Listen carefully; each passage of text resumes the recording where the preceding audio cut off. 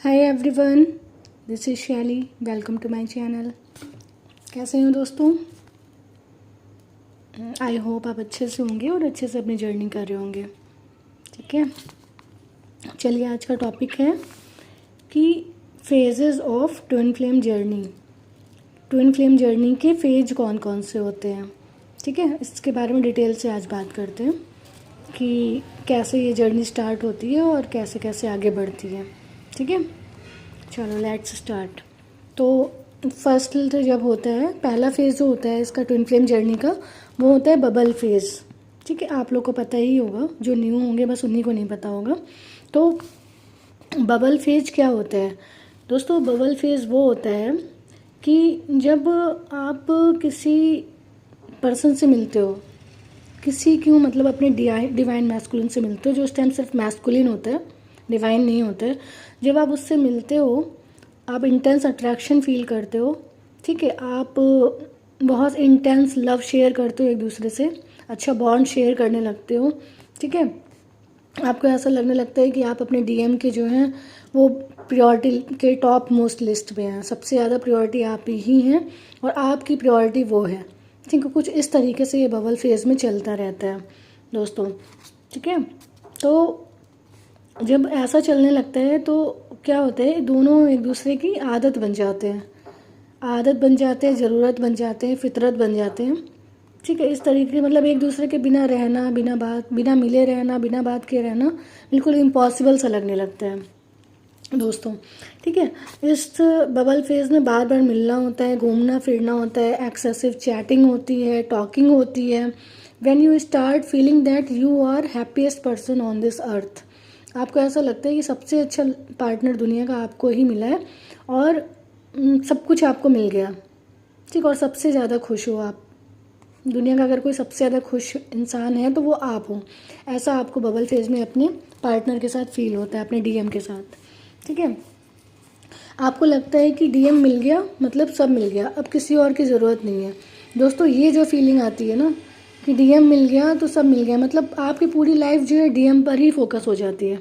ठीक, और कुछ आप सोचते ही नहीं हो, अपने बारे में सोचना बंद, पेरेंट्स के बारे में सोचना बंद, जो आपके बेस्ट फ्रेंड हुआ करती थी या हुआ करते थे उनके बारे में सोचना बंद। दिन भर 24 घंटे सिर्फ डीएम डीएम डीएम डीएम, मतलब सिर्फ उसी के आसपास आपकी ज़िंदगी घूमने लगती थी, उसी से चैटिंग करना, उसी के हालचाल लेना, उसी के बारे में सोचना आप क्या कर रहा होगा, आप क्या नहीं कर रहा होगा, या उसी से बात करके पूछते रहना आप क्या कर रहे हो, क्या नहीं कर रहे हो। ठीक है, इस तरीके से मतलब दिन के 24 घंटे एक दूसरे के साथ, कभी डायरेक्टली कभी इनडायरेक्टली एक दूसरे के साथ ही बिताना।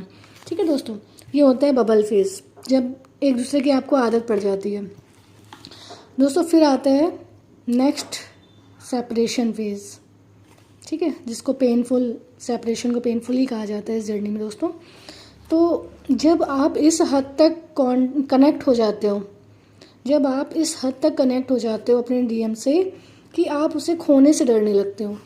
ठीक है, तो आपके अंदर जो है फियर का इशू आ जाता है। मतलब जब तक आपको उसकी आदत नहीं पड़ी थी, जब तक आपके अंदर फियर का इशू नहीं आया, उसको लॉस करने, कहीं मैं उसको लॉस ना कर दूं, कहीं वो मुझे छोड़ कर ना चला जाए, कहीं वो किसी और से बात ना कर ले। ठीक है, जब ये फीलिंग आ जाती है मतलब आपके अंदर फियर का इशू आ गया। ठीक है, तो उस फियर के इशू को डिज़ोल्व करने के लिए ये सेपरेशन फेज़ आता है दोस्तों। ठीक है, तब आपका सेपरेशन फेज़ स्टार्ट होने लगता है। डीएम आपसे भागना शुरू कर देता है और आप चेंज करते हैं चेजर और वो रनर बन जाता है। ठीक है, फिर ऐसा क्या करता है कि ऐसा डीएम नहीं कर रहा होता दोस्तों, ये यूनिवर्स उससे करा रहे होते हैं, क्योंकि आपके सारे इश्यूज को क्लियर करना रहता है ना। तो फियर का इशू आपके अंदर आ गया, लॉस का इशू आ गया। ठीक है, कोडिपेंडेंसी का इशू आ गया कि अब आप उसके बिना खुशी नहीं रह पा रहे हो, आपको वही चाहिए, आपको खुशी देने के लिए उसकी ज़रूरत है कि वो आपको खुशी दे, तब आप खुश रहोगे। ठीक है, तो ये जो इश्यूज रहते हैं इनको क्लियर करने के लिए ये सेपरेशन फेज़ आता है दोस्तों। ठीक है, तो ताकि आप अपने फियर के इशू से हील करो, रिमूव करो और बैलेंस में आओ। ठीक है, इसलिए आपका ये सेपरेशन फेज आता है। फिर उसके बाद जब आपका सेपरेशन फेज लंबा चलता है, ठीक है, धीरे धीरे आपको ऐसा लगता है कि आपका डीएम आपसे दूर ही होता चला जा रहा है, या आपको ऐसा पता चलता है कि वो किसी कार्मिक रिलेशन में फंस गया, या आपको ऐसा मतलब उसकी फैमिली नहीं मान रही है, सो ऑन, मतलब बहुत सारी ऐसी चीज़ें कि आपका सेपरेशन फेज जो होता है बढ़ते ही चला जाता है और आप पेनफुल सिचुएशन में और भी ज़्यादा होते चले जाते हो। ठीक है, जब डीएम की रनिंग स्टॉप ही नहीं होती है और आप चेंज करते करते थक जाते हो, तब और भी सर्कमस्टेंसेस आपकी फैमिली में बिगड़ जाते हैं, क्योंकि आपका जो कंसंट्रेशन सिर्फ उसके ऊपर था अब वो नहीं है, तो आप डिप्रेशन में रहते हो, परेशान रहते हो, तो घर में फैमिली का भी आपसे जो कनेक्शन है वो वैसा नहीं रहता और आपको देख देख करके फैमिली का एटमॉस्फेयर और बिगड़ता है। और भी बहुत सारे इश्यूज़ रहते हैं फैमिली के, कि फैमिली की ट्विन फ्लेम की जो फैमिली होती है वो तो पहले से ही थोड़ी बहुत प्रॉब्लमेटिक होती ही है, कुछ ना कुछ प्रॉब्लम्स चलती ही रहती हैं। ठीक है, तो कभी कभी दोस्तों ऐसा भी होता है कि सेपरेशन फेज में आपकी जॉब चली जाती है, मतलब हर तरीके से यूनिवर्स आपको सोल शॉक देते हैं। ठीक है, फैमिली में भी कलेश, मतलब आपको कहीं से भी सुकून नहीं मिलता। और अगर आपको पता चल जाए कि आपका डीएम किसी कार्मिक के साथ है या उसकी फैमिली या आपकी फैमिली एग्री नहीं है, या बहुत सारे रीज़न जो इस रिलेशनशिप को कमिटेड नहीं होने दे रहे हैं या इस रिलेशनशिप का कुछ रिजल्ट नहीं आने दे रहे हैं। ठीक है, तो कोई भी ऐसा रीज़न हो सकता है, पर जब आप हर तरह से हार जाते हो तब आपको सोल शॉक लगता है जो आपको यूनिवर्स देते हैं, और आप ईश्वर से पूछते हो कौन हो आप, आपके साथ इतना बुरा क्यों हो रहा है। ये पेन आपका बना ही रहता है आपका, जब तक कि आपकी आत्मा की जागृति नहीं हो जाती है ना। आप पेन में ही रहते हो जब तक आपकी स्पिरिचुअल अवेकनिंग स्टार्ट नहीं होती है दोस्तों, आप पेन में ही रहते हो। ठीक है, अब लगातार अपने आप से क्वेश्चनिंग करते रहते हो, गॉड से क्वेश्चनिंग करते रहते हो। उसके बाद जब आपका सोल शॉक का पीरियड ओवर होता है, ठीक है, तब आपकी स्पिरिचुअल अवेकनिंग आती है। ठीक है, ये जो बबल फेज है, फिर सेपरेशन हुआ, फिर soul shock, then spiritual awakening. ठीक है, जब सोल में शॉक लगता है और सोल डिवाइन में सरेंडर करती है, तब आपकी स्पिरिचुअल अवेकनिंग स्टार्ट होती है। ठीक है, तब आपको synchronicity, angels, universe, guidance, help तब आपको मिलना स्टार्ट होती है और धीरे धीरे आप इस प्रोसीजर को जानते जाते हो और अपने स्पिरिचुअलिटी के पाथ पर आप आगे बढ़ते जाते हो। ठीक है दोस्तों, फिर स्पिरिचुअल अवेकनिंग से जब आप आगे बढ़ते हो, जब आप थोड़ा बैलेंस होने लगते हो, इनर वर्क करके, मेडिटेशन करके, सेल्फ लव करके, को डिपेंडेंसी ख़त्म करके, ठीक है, सारे इश्यूज़ को हील करके, जब आप बैलेंस में आते हो तो यूनिवर्स जो है फिर आपके डीएम को आपके पास भेज देते हैं। ठीक है, रीयूनियन के लिए आपका रीयूनियन कराते हैं।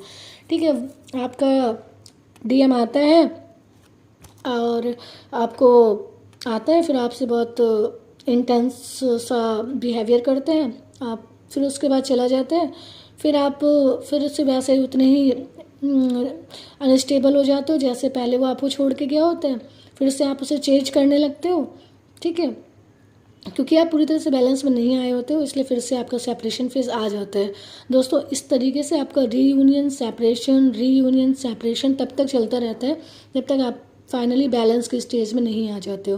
ठीक है, और ये फाइनल बैलेंस है क्या, स्टेज क्या है दोस्तों? ये स्टेज है अपने अंदर की divine masculine, divine feminine energy को बैलेंस में लाना, मतलब दोनों को इक्वली रेज करना।